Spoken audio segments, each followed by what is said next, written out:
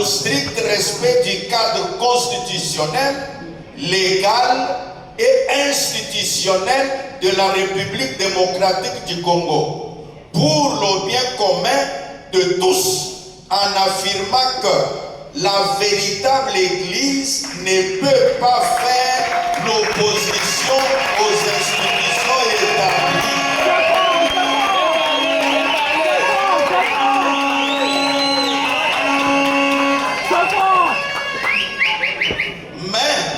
Elle demeure église au milieu du village. Amen. Donc, capable de mettre toutes les filles et les fils du pays ensemble en vue d'une cause commune qui est la mère patrie. De ce fait, surmontons les divisions pour embrasser le chemin de l'unité. À cet effet, il nous revient de penser les blessures qui ont fragilisé le réveil en République démocratique du Congo, à savoir notamment les divisions internes, les conflits de leadership et d'incompréhension. Face à ces perversions, nous avons choisi la voie du courage, du dialogue et de la restauration par les sommets de l'unité que nous avons convoqué et présidé constitue une étape historique. Ce fut un moment de prière intense, d'humilité, d'écoute mutuelle, à bâtir ensemble une vision commune. Le processus de l'unité est engagé et nous sommes déterminés à l'accompagner avec sagesse afin qu'il produise des fruits durables. Dans ce même cadre, nous avons organisé le sommet des prières patriotiques pendant lequel nous avions invité la révérende Paola Whiteken, conseillère du président Donald Trump, et l'archbishop Nicolas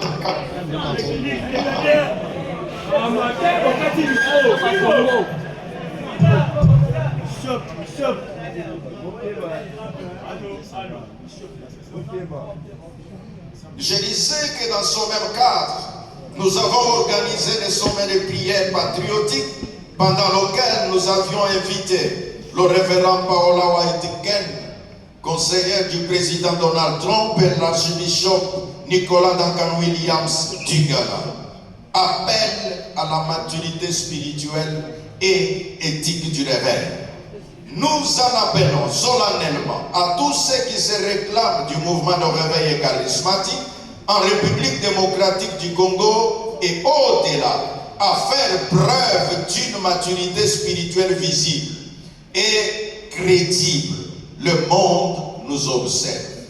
Il est temps de privilégier ce qui est essentiel au royaume de Dieu.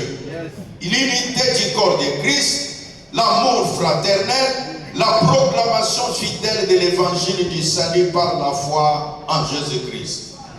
Le président avec vous ici présent, quelles sont vos impressions après ce grand travail abattu en tant qu'un grand chef et le président du conseil des sages? Je pense que c'est bien passé. Je me réserve de mettre les impressions, les avis qui peuvent peut-être décourager les gens. Mais personnellement, je commence d'abord par vous dire que tout ce qui a été préparé avec Dieu, c'est quelque chose qui commence et qui finit. On dit tout est bien qui finit bien. Nous avons commencé et on a fini. Malgré, c'est-à-dire le dérangement qui s'est passé lors de la procession avec les évêques et avec d'autres personnes, mais je considère pour moi que c'est une cérémonie à la hauteur de ce qu'on avait préparé. Nous avons senti le sens de l'organisation, c'est-à-dire il y a l'amélioration par rapport à l'RC que nous avons connu. Mais aujourd'hui, on a senti l'amélioration. Comment vous avez fait pour arriver à ce niveau-là de l'organisation que nous avons senti? Parce que j'ai commencé à organiser d'abord tous les conseils, et disons d'abord les sessions constitutives. Et on a cheminé. J'ai dirigé la commission préparatoire et j'ai dirigé l'organisation de la préparation. Alors tout était fait d'une manière à ce que nous puissions réussir. Et on a veillé. En principe, je n'étais pas le modérateur. Je n'étais pas le modérateur, je devais être à l'honneur et je ne pouvais me tenir debout que quand l'archevêque m'a appelé pour dire j'appelle maintenant le président du Conseil des sages. C'était pour que j'aille prendre maintenant acte en tant que président de l'organe régulateur. Mais il s'est fait que pendant qu'on était en train d'avancer, il y a eu quelques petites dispositions protocolaires, relations publiques qui faisaient que nous ne puissions pas avoir la cérémonie telle que nous l'avons eue. Au lieu qu'on puisse rappeler au modérateur parce qu'il devait s'arrêter à un moment donné. C'est ainsi que je dis récupérer la situation pour aller jusqu'au bout de la cérémonie. Je pense que vous avez apprécié comment les choses sont passées. Ce n'était pas de l'improvisation, mais c'était tout simplement la maîtrise de ce qui a été préparé et le fait d'anticipation. Parce que pendant qu'on est en train de parler, la première ministre était déjà pratiquement fatiguée. Hein? Elle pouvait se retirer. Pourquoi? Parce qu'on n'arrivait pas à bien s'accorder avec tout ce qu'il y avait comme temps. Comme nous avons commencé avec un grand retard. Donc il fallait vite, en même temps concepteur, en même temps exécutant, en même temps décideur sur la manière d'améliorer les choses. Parce que vous avez vu que improviser pour appeler la première ministre afin qu'elle vienne et puis qu'elle parte, ne tenait qu'à l'expertise. Parce que la première ministre devait prendre la parole. Mais le protocole m'avait signalé qu'elle ne veut pas parler. Hein? Alors maintenant, c'était difficile. Comment est-ce qu'elle allait venir ici? Il fallait donc l'arracher de son fauteuil pour qu'elle vienne, entre dans la photo, hein, dire au revoir et puis repartir. Donc, les messages pour la population. La population peut se rassurer. La population peut se rassurer que l'Église du Réveil du Congo entre maintenant dans une étape décisive de son histoire. Vous tous, vous êtes témoins, vous qui nous côtoyez, vous allez voir que beaucoup de bonnes choses vont se passer. Il y a vraiment de grandes perspectives et de grands projets qui doivent s'accomplir. Nous le ferons d'ici quelques mois. On doit le faire. Merci beaucoup. Merci.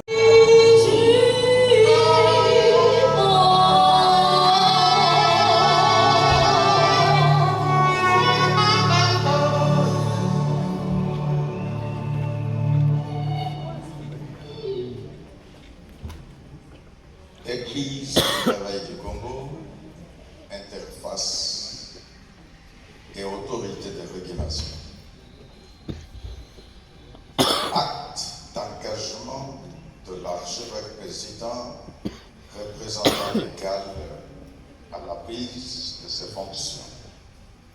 Moi, Éminence Évariste Jibayamapia, établi archevêque président représentant légal de l'Église du Réveil du Congo, en ce jour du 14 février 2026, je prends l'engagement devant Dieu, les institutions de la République et devant l'Église corps du Christ, et particulièrement l'Église du Réveil du Congo, d'observer scrupuleusement les dispositions légales de notre pays, ainsi que les statuts et règlements d'ordre intérieur de l'Église du Réveil du Congo, et de les faire respecter obligatoirement.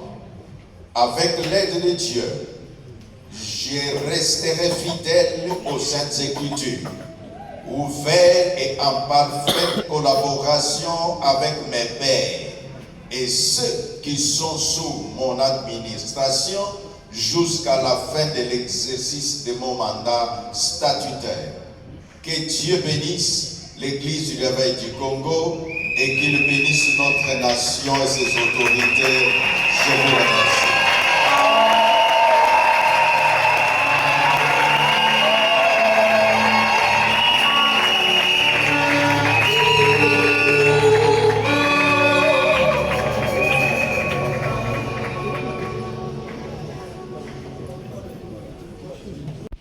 Agissant en accord avec la majorité des fondateurs corps des décideurs, siégeant en matière de désignation du président de l'Église Réveil du Congo, ainsi régulièrement et statutairement établi en la personne de son éminence, Évariste Ejiba Yamadia, désigné sous le titre officiel d'archevêque, président représentant légal. Afin de garder l'unité de commandement et légaliser l'ordre hiérarchique, nous proclamons publiquement cette désignation et nous le déclarons conforme aux dispositions réglementaires et légales à dater du 6 février 2026 pour un mandat de 5 ans.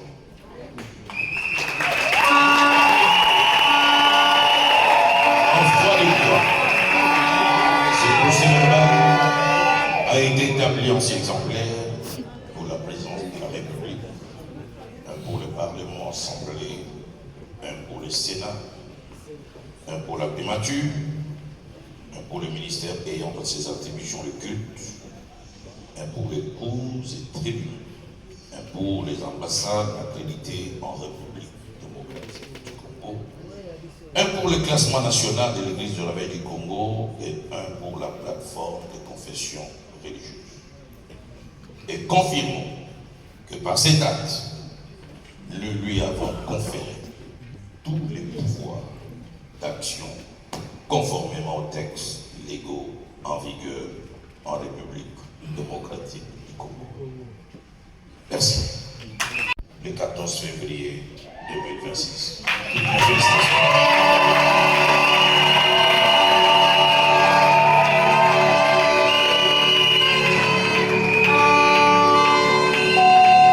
Parce que tous les actes qui devront être accomplis reçoivent une seule signature et un seul sceau. Nous voudrons encore que le président puisse remettre ce sceau au président. Ainsi établi.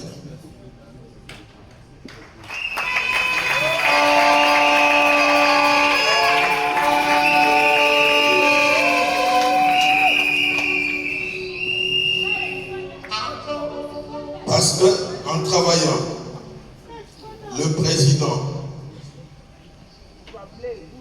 de l'Église du Réveil du Congo ne pourrait s'occuper que de ce que l'Église du Réveil du Congo a reconnu. C'est ainsi que nous demandons au président du comité de lui remettre le texte statutaire et réglementaire. Le vendredi cours de l'Église du Réveil du Congo.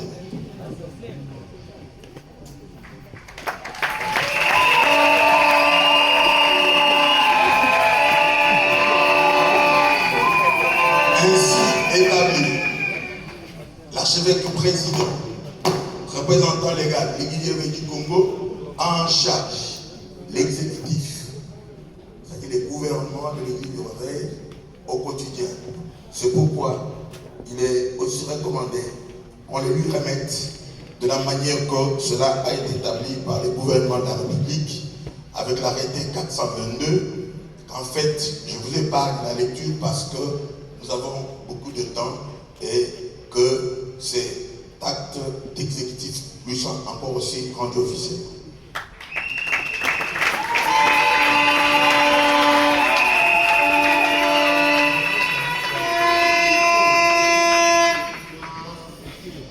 Au sein de l'Église du Réveil du Congo, une seule autorité gouverne et il a des instruments, il a des structures et des organes pour garder l'unité des commandements. Les autres organes lui sont aussi soumis, en même temps ayant des attributions qui permettent la régulation. C'est ainsi que les dispositions du Conseil des sages et de tout ce qui se trouve être comme de textes de régulation, de contrôle d'éjection sont dans ce texte et nous vous demandons encore de pouvoir les mettre.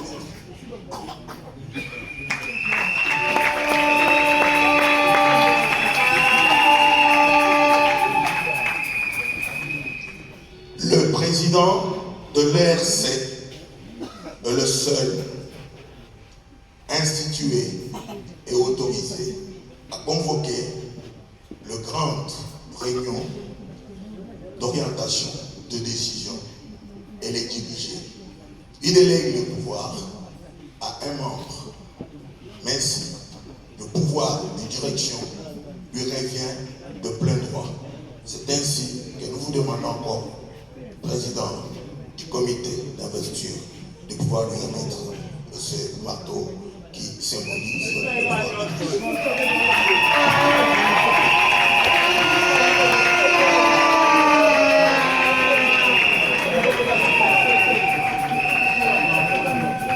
L'église a un emblème. Et cet emblème, c'est ça, notre représentation et de la manière qu'on doit nous reconnaître. Nous voudrons que l'archevêque président, représentant légal, puisse protéger notre âme et le défendre. Nous vous demandons encore de le remettre.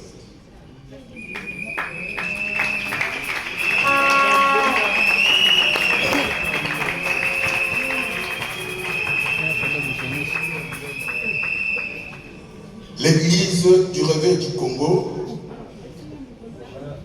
dirigée par des hommes qui sont établis conformément à la parole de Dieu. Le service de guérison par l'onction d'huile est assez recommandable et reconnu.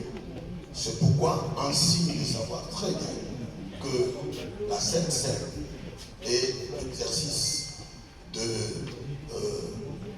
guérison devront être appliqués. Nous allons remettre aussi au président ces deux signes, notamment la coupe et l'huile d'olive pour constituer le pouvoir de service.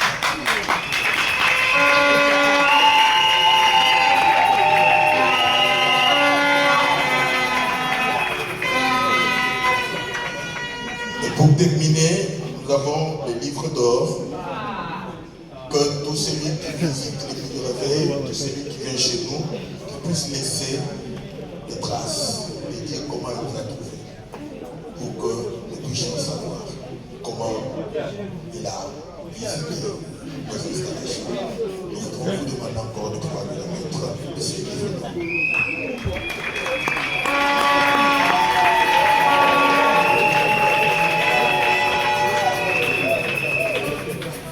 Le président de l'église du Réveil du Congo, l'archevêque président représentant légal, a des représentants qui sont attachés à lui directement. J'invite les 26 représentants des provinces qui sont là. Venez vite pour se tenir là derrière avant que le président puisse terminer son acte.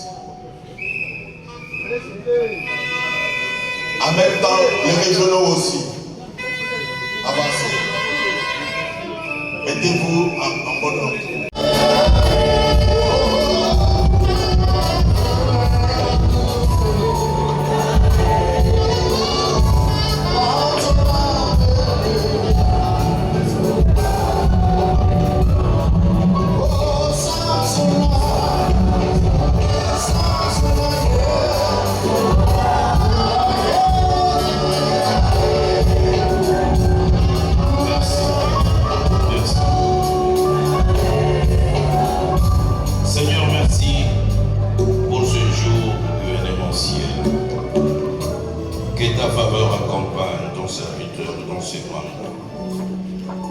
Que ta bénédiction, qui n'est suivie de chagrin, soit son héritage et sa part, et que l'huile fraîche coule sur lui, sur sa tête, et que le Saint-Esprit les conduise en toutes choses et dans chaque détail. À toi soit l'honneur, le règne, la louange et la gloire, au nom de Jésus, et que toute l'assistance dise plus fort. Amen.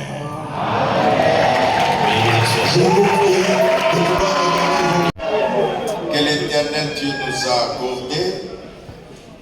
Excellence, Madame la Première ministre, chef du gouvernement et représentant personnel de son Excellence, Monsieur le Président de la République, chef de l'État, avec l'expression de notre très haute considération.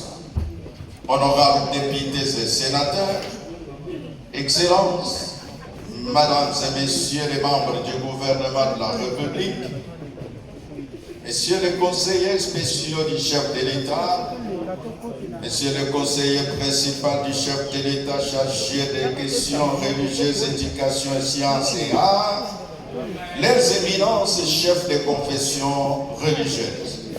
Mesdames et Messieurs les chefs de mission de Christ, soient avec vous tous en ce jour solennel où nous nous rassemblons sous le regard bienveillant du Très-Haut, conscient de l'importance spirituelle, morale et nationale de ce moment. Je bénis le Seigneur pour sa fidélité constante et son soutien inébranlable. Je rends grâce à Dieu pour la présence de vous tous en cette cérémonie. Que le Seigneur vous comble aux centiples selon sa richesse et sa gloire. Permettez, auguste assemblée, à cette même occasion, que je puisse saluer personnellement mes enfants qui ont voyagé de très loin depuis les États-Unis pour participer à ce moment solennel. Cette équipe conduite par ma fille aînée qui a témoigné tout à l'heure avec son mari, avec mon fils cadet, avec la femme de mon fils, le prophète jeune. Si cela ne vous gêne pas, j'ai besoin de vous les présenter là où vous êtes, que mes enfants, vous puissiez vous approcher. Avancez.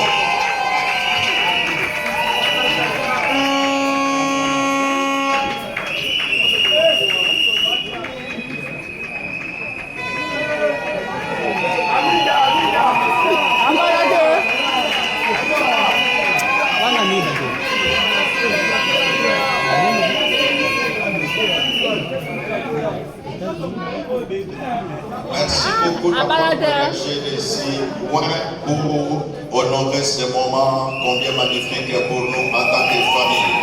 Merci beaucoup.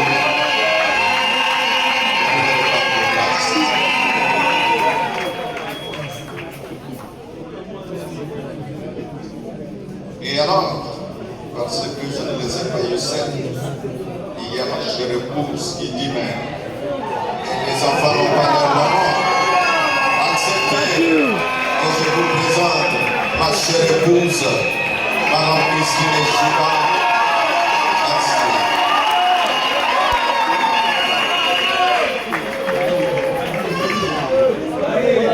À notre avènement à la tête de notre institution ecclésiastique et confession religieuse, nous avons opté pour un leadership fixé sur les axes ci-après. La crédibilisation de notre image dernière, la responsabilité vis-à-vis des institutions de la République et des tiers. L'unité des leaders, serviteurs de Dieu, pour le rayonnement de l'Église du réveil du Congo.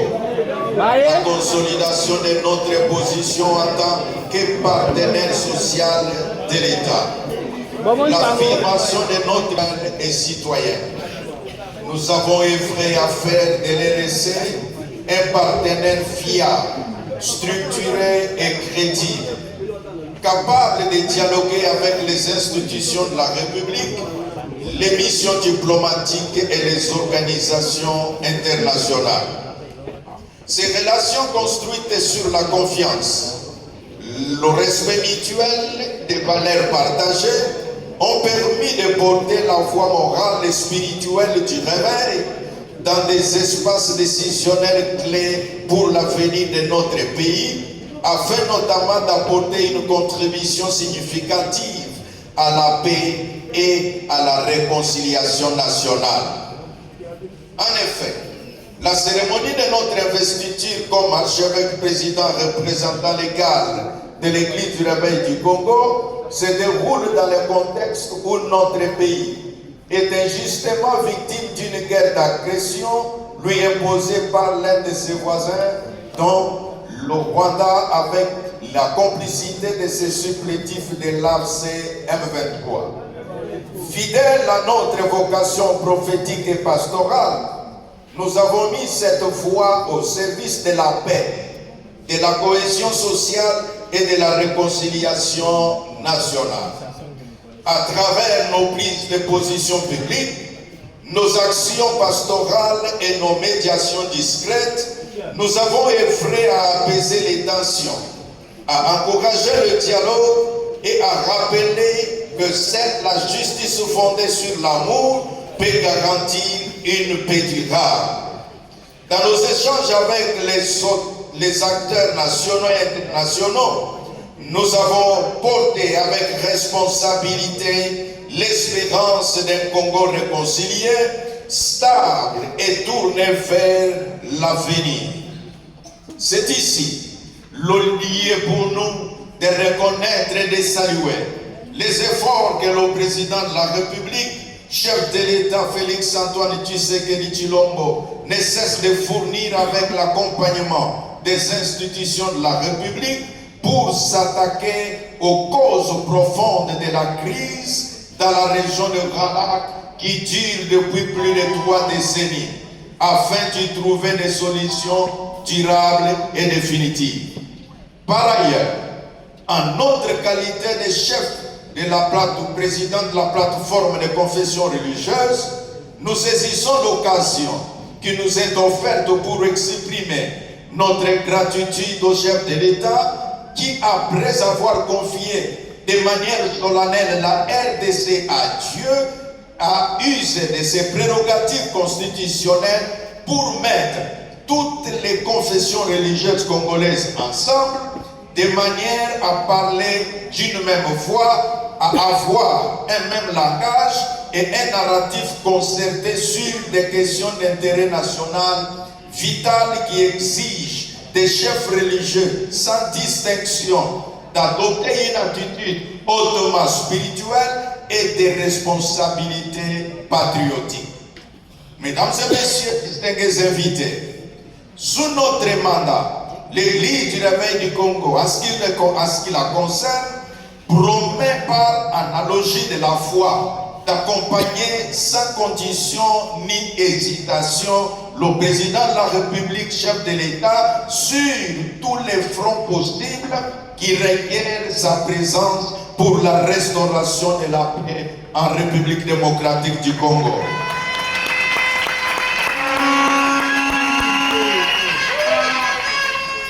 N'est-ce pas que la Bible interdit à tous ceux qui servent Dieu de ne point être parmi les gens remuants, mais d'être plutôt à la montagne en tant que conseiller de ceux qui gouvernent. Autrement dit, l'Église est au milieu du village.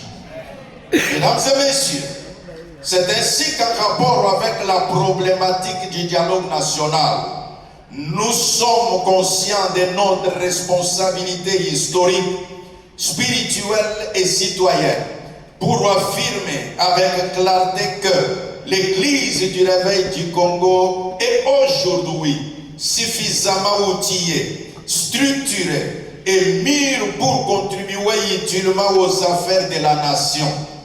Fort de notre expérience, de notre organisation et de notre ancrage national, nous sommes disposés à cheminer aux côtés des autres confessions religieuses du reste qui sont représentées dans cette salle. Acceptez, auguste assemblée, que les confessions religieuses représentées dans cette salle, que les chefs s'élèvent pour être salués par le public. Est-ce que vous pouvez vous lever, chefs de confession? Les civils, dans un dialogue national véritablement inclusif, apaisé et constructif, cet engagement s'est fait et se fera dans le strict respect du cadre constitutionnel, légal et institutionnel de la République démocratique du Congo pour le bien commun de tous, en affirmant que la véritable Église ne peut pas faire l'opposition aux institutions établies.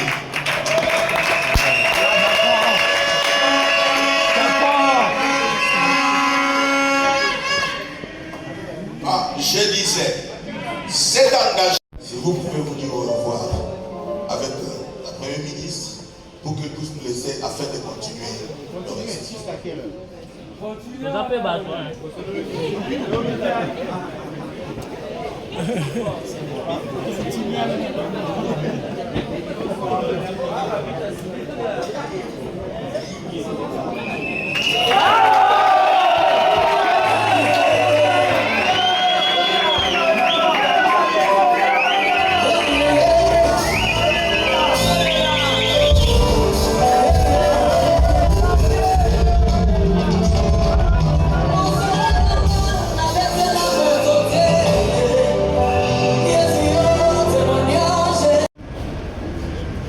Moi, je suis Jean-Louis Lumena, je suis pasteur au sein de l'église qui est située à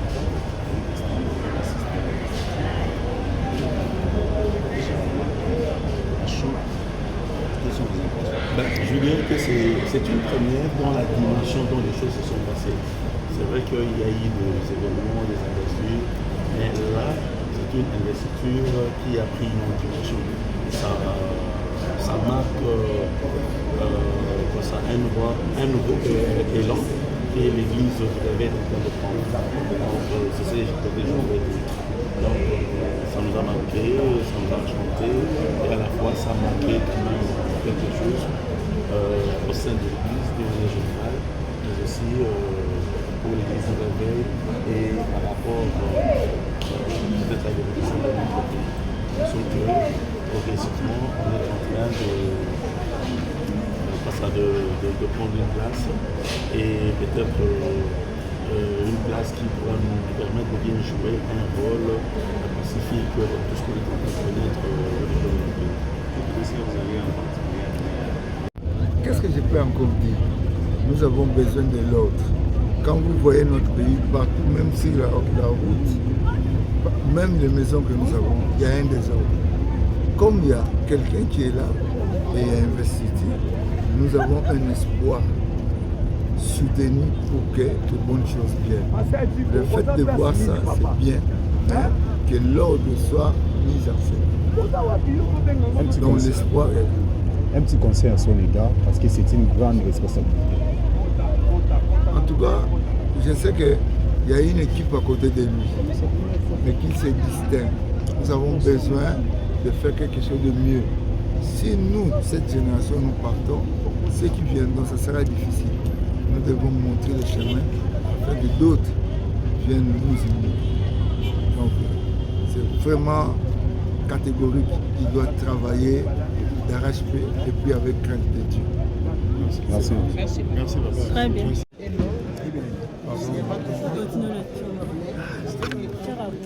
Les combats, ça ne sera pas pour lui comme d'hab.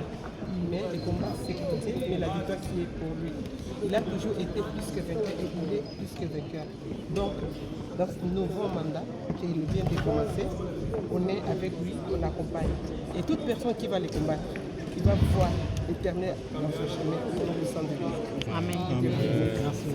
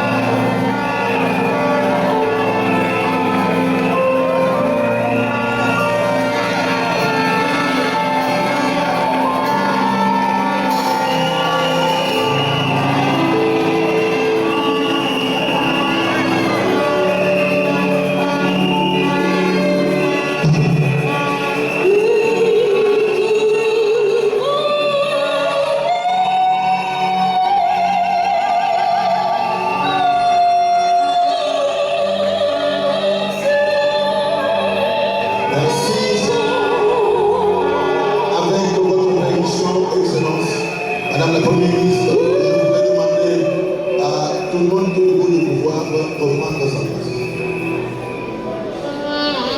Je vous prie de pouvoir reprendre sa place. Que j'adresse à madame la première, la excellence, madame. Amen.